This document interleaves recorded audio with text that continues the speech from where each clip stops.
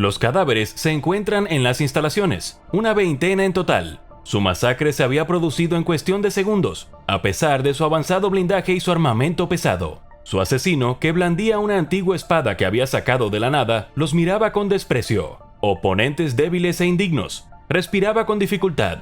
Su torso estaba cubierto de heridas de bala y muchas le habían perforado los pulmones. Era suficiente para matar a un hombre normal 10 veces, pero no a él. Él era el guerrero definitivo, la máquina de matar perfecta. Tendría que buscar un enemigo más adecuado para sus legendarias habilidades de combate. Salió de la cámara y se dirigió a un pasillo de conexión, donde una gigantesca puerta metálica se cerró de golpe tras él. En el otro extremo del pasillo, otra puerta hizo lo mismo. Se rió al pensar que alguien podría atraparlo tan fácilmente y cargó hacia ella. Pero entonces grandes válvulas comenzaron a abrirse a su alrededor. Torrentes de agua de mar helada comenzaron a entrar, llenando la cámara y sumergiéndolo antes de que pudiera llegar a la puerta. El guerrero luchó por respirar y aguantó mucho más de lo que cualquier mortal podría, sobre todo teniendo en cuenta el estado de sus pulmones, pero el agua siempre gana. Pronto dio su último suspiro y flotó sin vida en el pasillo. Y poco después su cuerpo se convirtió en polvo y desapareció en el agua salada. Pero volvería, siempre volvería. Su hermano era una historia diferente. Alto y guapo, con una extraña runa sumeria tatuada en la frente, era prácticamente un pacifista y pasaba la mayor parte del día leyendo, conversando con el personal y vagando por las instalaciones por su cuenta. Al enterarse del último incidente en las instalaciones, dio un suspiro. Sabía en cierto modo que todo esto era culpa suya. Habían pasado siglos, incluso milenios, pero era demasiado tarde para arreglar las cosas. 6 días más tarde, los dos se encuentran cara a cara. Este encuentro había tardado mucho en producirse, pero siempre estuvo destinado a terminar con sangre y dolor. El hombre del tatuaje rúnico estaba desarmado. Lo único que llevaba era su arrepentimiento. El guerrero, con los ojos llenos de ardiente furia, desenfundó su espada. Y poco después, una cabeza cayó al suelo. ¿Quiénes son estos dos extraños hombres? ¿Y cuál es el significado de este encuentro fatal? En nuestro universo puede que estos dos no vuelvan a encontrarse, pero eso no significa que no haya un universo ahí fuera donde sí lo harán. Y es de ese universo de donde surge la historia de hoy. La historia entre estos dos comenzó hace mucho tiempo, cuando ambos estaban encaminados a la destrucción.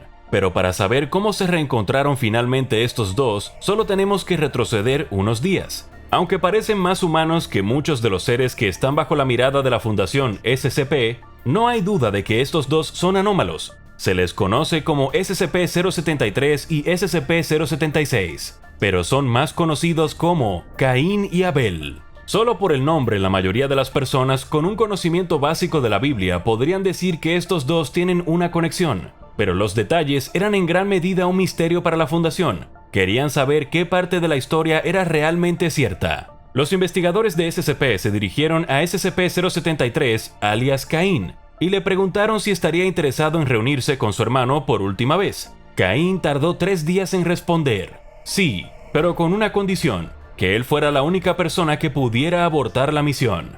La Fundación reflexionó sobre este requisito durante 3 días antes de que el Consejo del O5 tomara finalmente una decisión. Prueba cruzada aprobada. Estos dos hermanos, separados por milenios, finalmente se encontrarían de nuevo, y la Fundación SCP podría ver lo que ocurría cuando lo hicieran. Por supuesto, por razones de seguridad, la prueba cruzada tendría que tener lugar en la instalación de contención del 076, una cámara de lecho de roca a 200 metros bajo el mar. Esto sería lo más cercano a la seguridad que podría tener esta fatídica reunión, aunque seguro era realmente un término relativo cuando se trataba del SCP-076. Sus intentos de fuga eran tan frecuentes e imprevisibles como mortales, y todos los que habían trabajado con él sabían exactamente por qué. Para el ojo inexperto parecía extraño crear una instalación tan compleja para un cubo de piedra de 3 metros cuadrados, conocido como SCP-076-01. Pero el cubo no es lo que se encierra aquí. El verdadero peligro proviene del cadáver almacenado en su interior,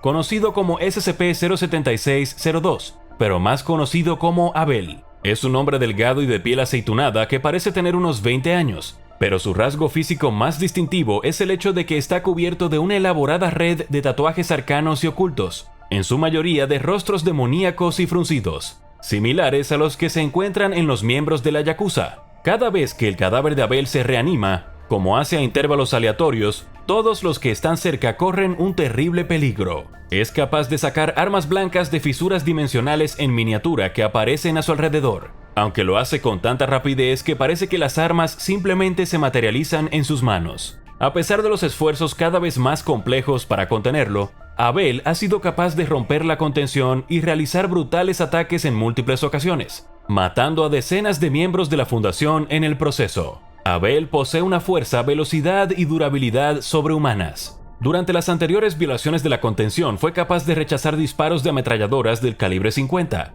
Ha atravesado puertas de acero reforzadas. Incluso ha eliminado balas de pistolas y rifles de asalto con una barra de acero. Solo matándolo se puede poner fin a uno de estos ataques. Y la Fundación ha tenido que llegar a extremos aterradores para conseguirlo durante las anteriores violaciones de la contención.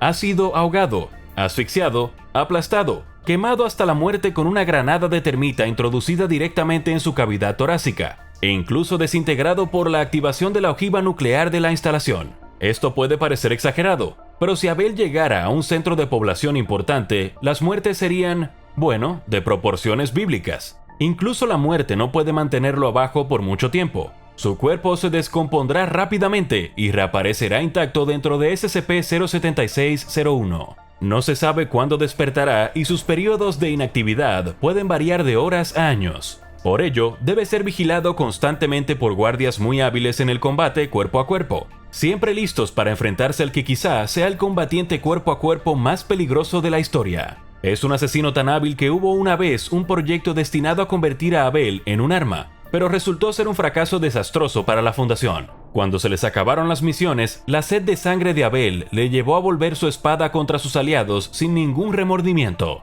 descuartizándolos con el mismo abandono despiadado que daba a sus enemigos asignados. Curiosamente, Abel parece tener un retorcido sentido del honor. Respeta a los combatientes capaces de suponer un verdadero reto para él, e incluso ha expresado su preocupación por los guardias que considera adversarios respetables. Pero no te dejes engañar, no se puede razonar con Abel. O le matas o te mata a él, y créenos, lo hace mucho mejor que tú. Aunque a menudo es eclipsado por las anomalías que acaban con el mundo o por asesinos en masa más locuaces como el SCP-682, Abel es una de las criaturas más mortíferas que conoce la Fundación. El homólogo de Abel, 073, es una historia totalmente diferente. A pesar de que su homónimo es el primer asesino bíblico, este Caín es una figura mucho más enigmática. Es un hombre alto de unos 30 años que parece tener ascendencia de Medio Oriente, y tiene dos características físicas muy notables: el símbolo sumerio no traducido que lleva tatuado en la frente, y el hecho de que varias partes de su cuerpo,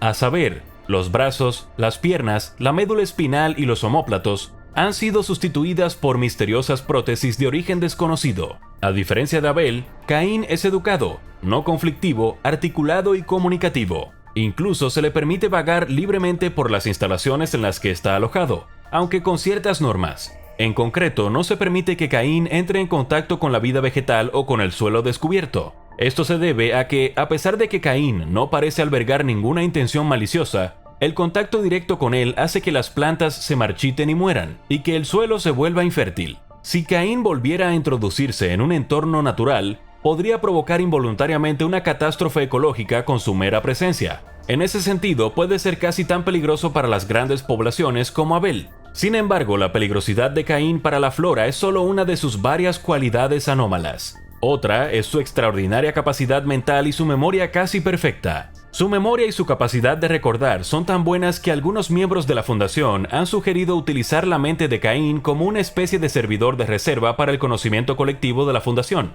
Pero quizá su rasgo anómalo más conocido sea su capacidad para actuar como una especie de muñeco de vudú humano inmortal. Así es, cualquier daño infligido a Caín no le causa ninguna lesión permanente y se refleja en el perpetrador. Aunque Caín ha comentado que todavía puede sentir el dolor de estas agresiones, es funcionalmente inmortal. Esta capacidad de reflejar el daño ha hecho incluso imposible la realización de ciertos tipos de pruebas, ya que los médicos que han intentado extraer sangre de Caín han descubierto que su muestra era en realidad su propia sangre, y su piel presentaba las marcas de hematomas y pinchazos reveladoras de los análisis de sangre. Pero lo que más interesa a la Fundación en este momento es el hecho de que Caín haya mostrado conocimiento previo de Abel. Sin embargo, se mostró cauteloso cuando se le preguntó. Se negó a añadir información adicional y comentó que lo mejor sería que él y Abel no entraran nunca en contacto. Pero ¿qué significa realmente nunca cuando se vive para siempre? Finalmente Caín accedió a la prueba. Y, aunque nadie sabe a qué se debió el cambio de opinión de Caín,